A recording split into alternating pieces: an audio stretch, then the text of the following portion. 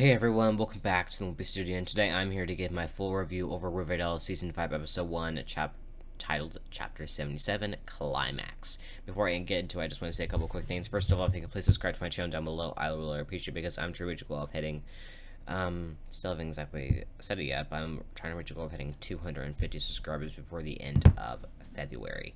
And I think that we can. We are at 232 right now, so I think that by the end of February we can hopefully get to 250. That is my goal, and by the end of the year I might even get to 400. I mean, that would be really cool, but I'm not going to set my hopes up that high, but my goal is to get 300 by the end of February, so that is gonna just a goal set in stone. And so if you'll please subscribe to my channel, again, I really appreciate it. If we don't get there, that's fine, but we'll just have to wait and see what happens. I'm just gonna go ahead and jump right into the episode. So we have this tape mystery going on, and I'm just gonna go ahead and share my thoughts on it right now. I'm not fond of this tape mystery. I think it's weird, and I think it's creepy. I think it is intriguing onto who is making these tapes. It has to be someone very inner circle, but I just don't know.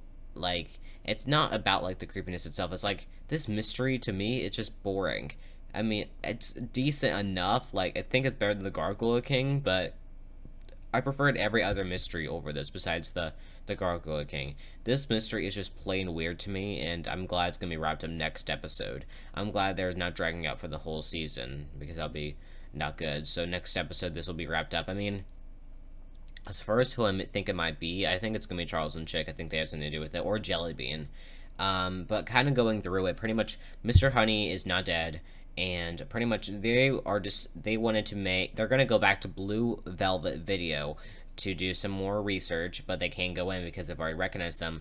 So pretty much Betty enlists Kevin's help, and pretty much they make a snuff film with Cheryl and Reggie to like try to be able to get in to be able to show what's going on. And they don't the manager of the store does not believe that tape, but he believes the tape that has Hal, you know, promising to his mom that he will do better.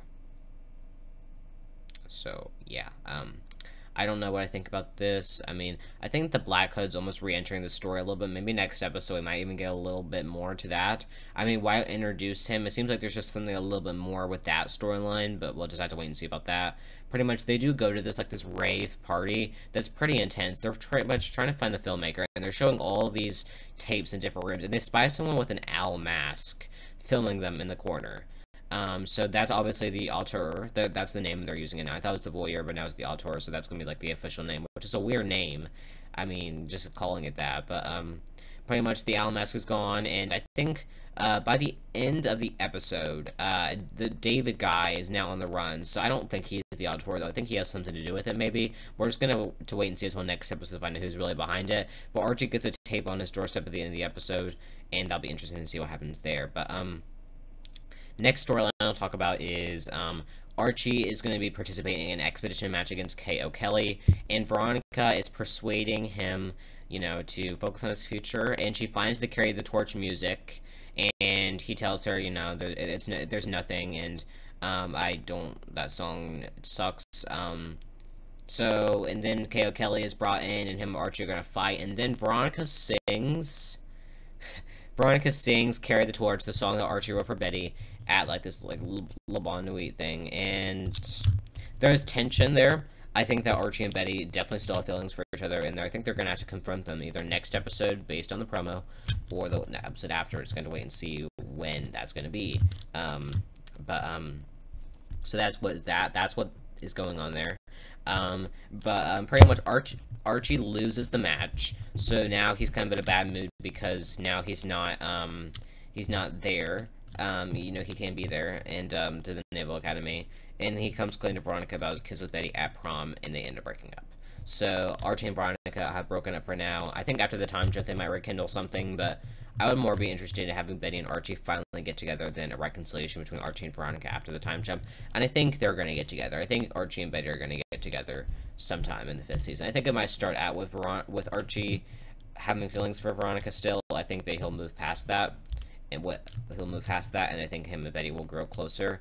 I think that will be the 5th season. Maybe in the 6th season, the main couples will get back together. I don't know, but I mean, I am proud of Archie telling Veronica the truth.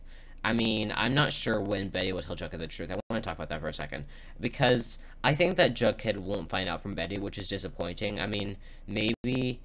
they're going to break up, I know. I'm not sure if it's going to be from long distance or if it's going to be from the kiss. I mean, I'm assuming the kiss. People have been saying long distance, but Betty and Jughead have survived way worse. I don't think long distance is going to be something, but I thought that the strongest point of this episode was Archie and Veronica and that whole thing. And Veronica was my favorite character. Her acting was on point this episode, and so was Archie.